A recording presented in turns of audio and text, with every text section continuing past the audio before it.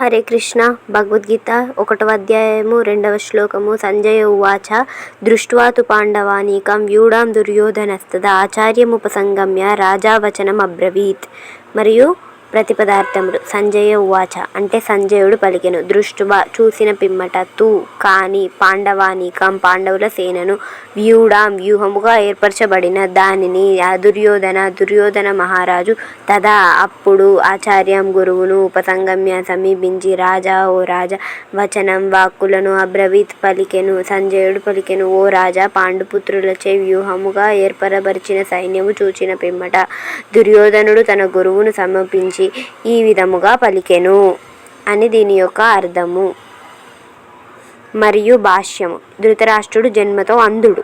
దురదృష్టవశాత్తు అతనిలో ఆధ్యాత్మిక దృష్టి కూడా లోపించెను. ధర్మ విషయంలో తన పుత్రులు కూడా తనతో సమానముగా అంధులు అని అతడు బాగా ఎరుగును.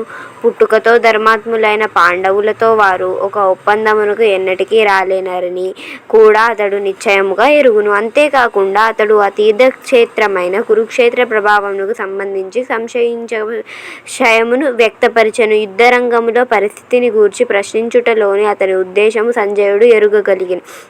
కనుకనే అతడు విచారగ్రస్తుడైన రాజును ఉత్సాహపరచదలిచి ఆ పవిత్ర స్థల ప్రభావముచే అతని పుత్రులు ఎట్టి రాజీకి సిద్ధపడబోరని హామీ ఇచ్చెను. అతని పుత్రుడు దుర్యోధనుడు పాండవుల సైన్యమును చూచి అతడి వాస్తవ స్థితిని వివరించుట కొరకు వెంటనే తన సైన్యాధిపతి అయిన ద్రోణాచార్యుని వద్దకు వెళ్ళెనని సంజయుడు ధృతరాష్ట్ర మహారాజుకు తెలియజేసెను.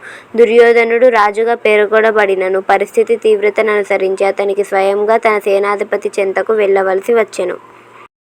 కనుకనే అతడు రాజనీతిజ్ఞునిగా చక్కగా సరిపోవును. అతడు పాండవ సేనా వ్యూహ రచనను చూచినప్పుడు పొందిన భయము అతని కపట రాజనీతి నిపుణతను మరుగుపరచలేకపోయెను.